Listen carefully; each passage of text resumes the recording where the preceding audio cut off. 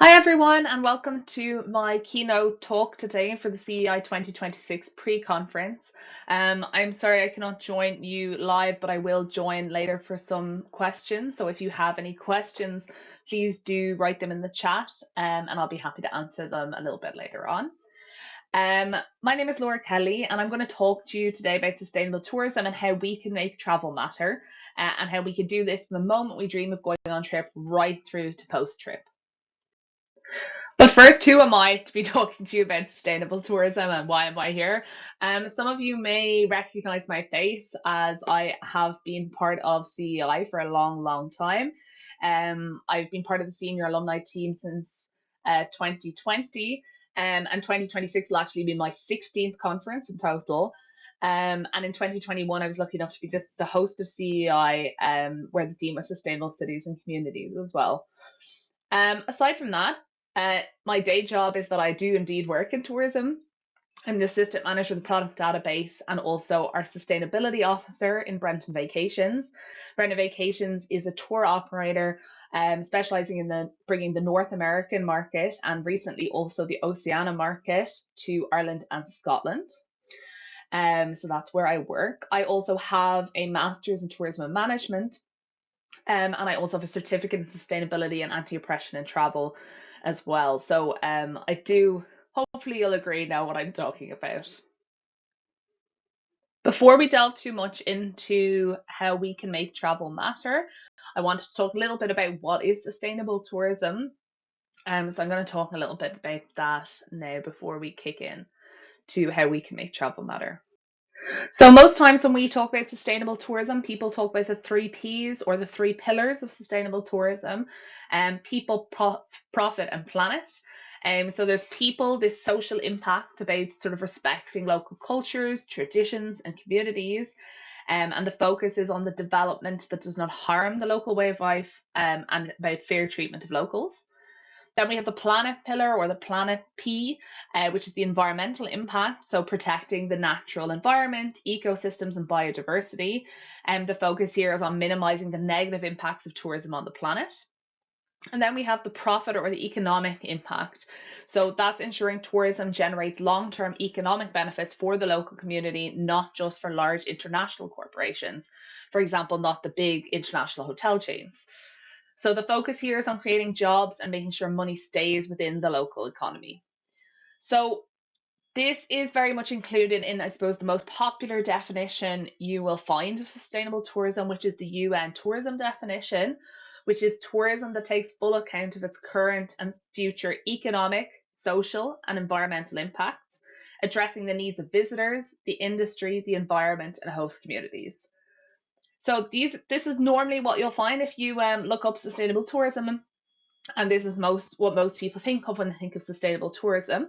However, in my opinion, this maybe doesn't go far enough. So we'll talk now in a moment about the domains of sustainable tourism and how they maybe encompass more so what we can see in this day and age. So, as I mentioned previously, I believe that the three pillars are maybe no longer enough, that they maybe don't encompass every aspect of sustainable tourism anymore. And I do also believe that it's quite difficult to define sustainable tourism, as it has moved from being, for example, maybe ecotourism to sustainable tourism to regenerative tourism. So I think it's a bit tricky to define now, and it's hard for those moving forward to define too. Um, my personal opinion is that we should think of sustainable tourism as a journey, and the five domain sustainability for tourism also sort of support this as well. This was developed by the Sustainability Laboratory in 2015, and they propose this sort of roadmap for this sustainable tourism journey called the domains of sustainability for tourism. So there's five, and you can see them here on the screen. So we have the material domain, and this is all about things like resource and energy management, about your carbon footprint, about carbon offsetting, renewable energy sources. Then we have the economic domain, which is similar to profit from the previous one. It goes a little bit further in terms of thinking about what is wealth, this idea that wealth is more than just money and profit. It's all about how can we not just sustain but regenerate the economy through tourism. Then we also have the domain of life. The domain of life, as you can see, is a picture of a planet. So it's very similar to planet in the previous slide. So this is again all about biodiversity and all living things. It really focuses on things like stewardship, which is something CEI is all about conservation, land use, and so on. Then we also have, again, the social domain, which is similar to people from the previous one. So it's about human development and growth, about equity, cooperation, inclusion, access, awareness, and education. What is kind of different about this one, I would say, other than obviously the material domain has been added, the spiritual domain is the big part here. And I think this is the part that is important, because all of these other domains, they are underpinned by this, the spiritual domain. So this is the idea of having a collective sustainability mindset, a universal sustainability mindset, having this compassion, understanding, and collaboration when it comes to sustainability and the environment. And that is something that I think really we do have at CEI as well. And if you haven't been to a CEI conference before, you can look forward to meeting other people with this collective sustainability mindset. Um, so I think it's this mindset really that I want us to embrace and think about today as well during my talk, as it helps shape travel and tourism through every stage of any trip that you take, from dreaming of where you want to go to being in the destination itself.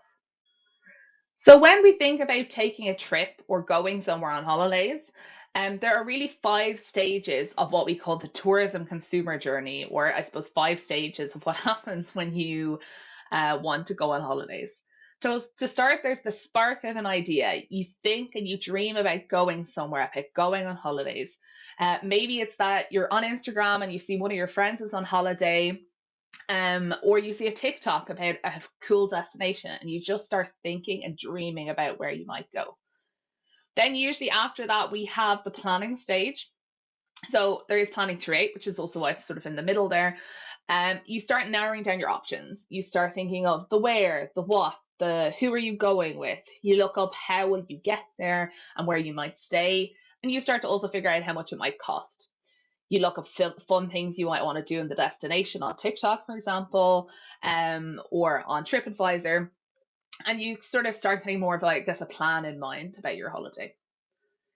Then it's finally time to book. So that's booking your transport, your accommodation, your tours, your experiences, everything that you're going to do when you're there. Then you go on your holiday. You engage in the destination with the experiences you go to, with the people, with the culture. It's everyone from the Uber driver that brings you to your hotel from the airport, to the tour guide on your walking tour of the city, to also just meeting locals in a local cafe and chatting to them. So it's all around in all parts of your trip. While you're there, and then also after your trip, you usually will take photos, videos. You might share your trip on social media and also with your friends and your family. Maybe even you leave reviews for some of the places you visited or restaurants you ate in. So this then basically, because it's a cycle, fuels someone else's or maybe your own dreaming stage yet again, and the cycle starts again. It might be that your trip inspires someone else. It might be that you've just come back from holidays, and usually, as soon as you come back from holidays, you start planning the next holiday, or you start dreaming of the next holiday. So it's really a cycle that keeps continuously going. So now we're going to look into how can we make travel matter in each of these stages each time we're looking at a trip or dreaming of a trip.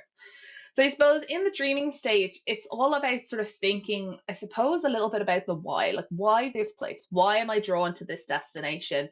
Why do I want to go there? Is it that you want to tick it off your bucket list, maybe? Is it it's a popular place to go? Maybe it's that you saw that your friend went there recently and now you want to go. I suppose the why is very important to think about here. There's also a little bit of the what. So, is there something specific that you are drawn to at that place? Is it that you want to go and see the Eiffel Tower in Paris, for example? Is it that you're also drawn to a specific culture, or do you want to go there to practice your language skills, or because you speak that language? Is it that you want to, go to Paris because you speak French and you want to speak French and practice by, ordering a croissant in a bakery? It might be that as well. I suppose when you're thinking of this as well, you could also think maybe, for example, if it is for language, can I go to somewhere that's maybe a bit more off the beaten track because you might have a better chance of speaking the language also to the locals. Um, then is it also sometimes you just want a change of weather? Living in Ireland, we're always seeking the sun because we have very wet, rainy weather a lot of the time.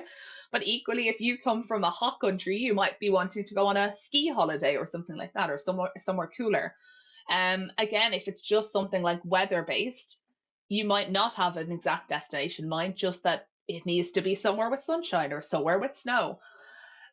So think, I suppose, about as well, if it is that it's a bucket list or if it is that it's a really popular destination, think about how can you experience this destination in a way that's more sustainable.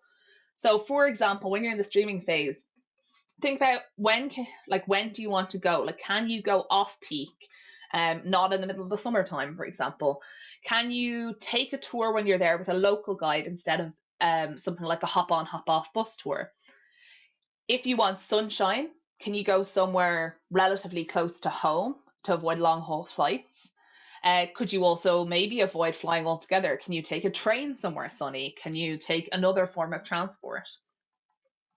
So this is sort of a way to start dreaming. Even in this stage, you're not planning necessarily the exact things you're doing, but you can start thinking about how can I maybe think a bit more sustainably. A good tip is also to follow sort of ethical travel influencers as well if you're into social media, because they'll often as well promote those sort of local cultural and low impact travel and sort of how you can sort of think about this when you're traveling as well. They're often full of helpful tips. Next, we go to the sort of planning and booking stage, and I've sort of put these together because it's sort of the same sort of things that you're thinking about. You're really thinking about the where, the who, the what, and the how. When you're coming to this, you're thinking about what destination am I going to go to, how am I going to get there, what experiences am I going to do when I'm there, where am I going to stay, and I suppose who is more about like local community and how can I interact with locals when I am there. So some things to think about are, can I avoid destinations that are suffering from over tourism? For example, Venice is notorious for suffering from over tourism. Can I go to somewhere else in Italy, for example?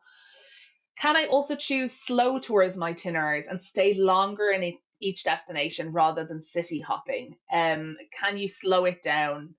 Which also often gives you more time to take more sustainable transport options. Maybe you can take a train across a country rather than flying to try and fit in as many as you can in a couple of weeks. So transport is obviously a very big part here. So how are you going to get there? Flying is often the case. Is there any way to avoid flying? For example, in Ireland, that's quite difficult. We're an island. From to get most places, we do have to fly. There are some opportunities, I suppose, to take ferries and things like that as well. It depends where you're going. But can you reduce flying in any way? Can you also fly direct rather than take multiple flights? Can you offset your emissions? Often, when you're booking flights, it'll allow you to offset your emissions. You can also do that yourself by finding a um, somewhere to do that, maybe more locally to you, so that that impact is felt in your locality. And there's also when you're in the destination, can I get there by public transport? Can I get a bus? Can I get the subway? Can I walk? Is obviously walking is the best case scenario, but not always possible depending on if you're going from one side of the city to the other. Maybe you can cycle, that's another option. If you drive, can I rent a hybrid or an electric car? Can you reduce emissions that way and not have, a diesel car out on the road? Then when it comes to accommodation, some things you can think about is, do I need to stay in the city centre or in the busiest city in that region? Do I need to stay in a hotel owned by a big international company, for example, a Hilton or a Marriott? Or can I stay in a local family run hotel? You can also think about, does the hotel I'm staying in have sustainability accreditation or at least a clear sustainability mission and policy as well? Usually you can see this as well on their website. You'll often see on hotel websites, they will have a section where they talk about what they're doing to reduce energy emissions as well. So that's definitely something to look at before you travel. Does the restaurant in the hotel, do they use local produce? That's another thing to think of, local and organic produce. Then, in terms of experiences, what am I going to do when I'm there? What do I want to see or experience? Do I want to go visit museums? Do I want to experience local food and drink? Do I want to do something active like go for a hike or another sporting activity? Do I just want to lie on the beach and read my book? All valid choices, but think about what you want to do and how you can kind of support the local community in doing so. For example, booking with local operators who support community jobs. You'd also look for tours that protect wildlife instead of exploiting it as well. Just in general, think about this idea of how can I connect with locals and how can I have a positive impact in the local community.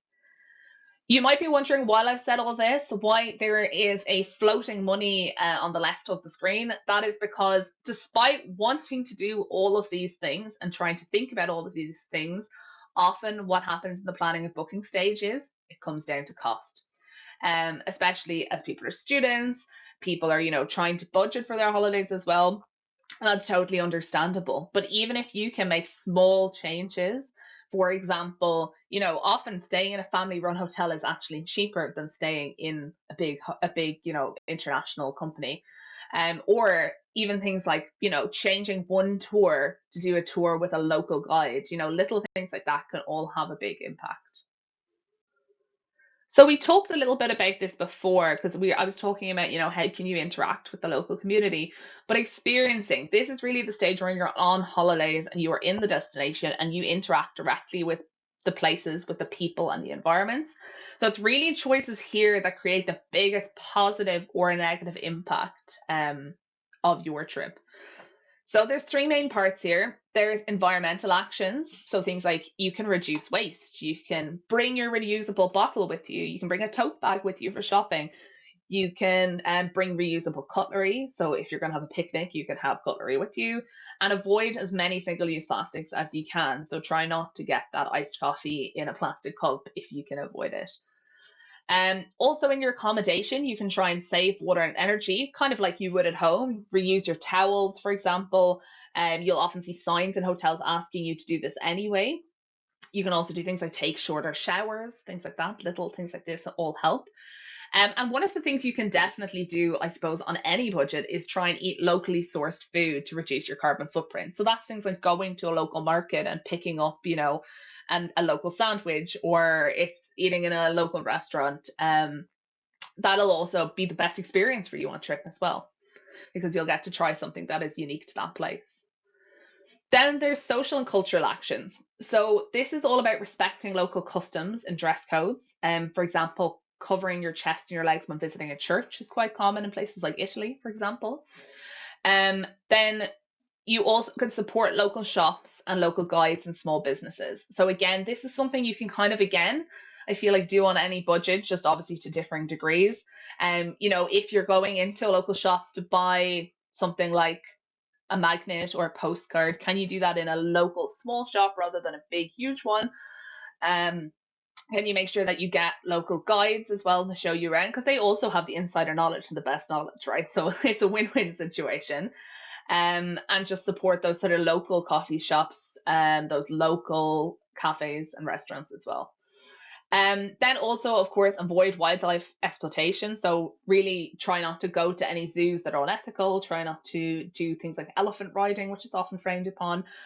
So just really think about that as well when you're choosing any wildlife experiences. Then there's the economic actions, which is sort of mentioned already. So try and spread your spending across community-owned businesses. For example, try not to just go to the same restaurant every day for your 7-day holiday. Try and spread out amongst a couple of different restaurants. Try and go to different cafes when you're out and about. Avoid big chains. So you might be looking forward to your brown sugar shaken espresso from Starbucks. But if you can go to a local coffee shop and get a great iced latte instead, you're supporting local businesses and you're still getting your caffeine hit. So also a good win-win situation. So then also try and visit neighborhoods outside the main tourist spots. So really try and go off the beaten track if you can. The last part of this cycle is sharing. So this is obviously where you are sharing your photos, you might be writing reviews, you might reflect on your trip, and you might also influence others to get into that dreaming stage then of the holiday as well. So a few ways to do this is to really sort of promote respectful behavior in your posts, particularly if you've visited culturally sensitive places. Avoid geotagging sensitive natural locations. You might have found an amazing waterfall on your trip, but if it's untouched, don't geotag it so that hundreds of others can go visit it too, because that's exactly what we don't want to happen. We don't want them to become have negative impacts from over tourism. So then also sharing honest reviews. So you can share honest reviews with about those sort of local coffee shops and places you went. They often also appreciate when you just, post a picture of the lovely coffee that you had from there, because it's all very helpful to them as a local business. Do also give feedback and try and write reviews if a provider was particularly sustainable. So if you found that they really, champion sustainability, writing a review or posting about them really helps as well. And then the other thing is to kind of reflect your own impact and consider what you can perhaps do better the next time, because every little helps, as we've been saying throughout this presentation. Lastly, how can I make travel matter at CEI? The top answer is join online for the conference, because of course that means no flights, no carbon emissions. It is the best thing you could possibly do for the environment. Of course, we know that the conference is also great in person. So if you are attending in person, consider a few things. Consider how you're getting there. So if you haven't booked travel already, think about that idea of flying direct, or if you can avoid flying, please do. Definitely bring your reusable bottle with you and use it when you're traveling and at the conference. We really encourage that. A reusable coffee cup is also a good one, because I know this year in particular we have things like the lovely Turkish coffee and Turkish tea as well. So if you have a reusable coffee cup, that's another good one to bring with you. Bring a tote bag for any shopping opportunities. One big one, research the country you're going to. So, do they have any customs or cultural differences I need to be aware of? You might be able to also ask if you know people from a delegation from that country from last year. You can also ask them this as well. Throughout the conference, reduce and recycle your rubbish as you would at home. And take shorter showers. You can save water, but also be thoughtful for your roommates at the conference. In short, just think before, during, and after travel to CEI and for all of your trips, so that together we can really try and make travel matter. Thank you for listening. I really appreciate it. If you have any questions, I should be online now to answer them. So ask away, please.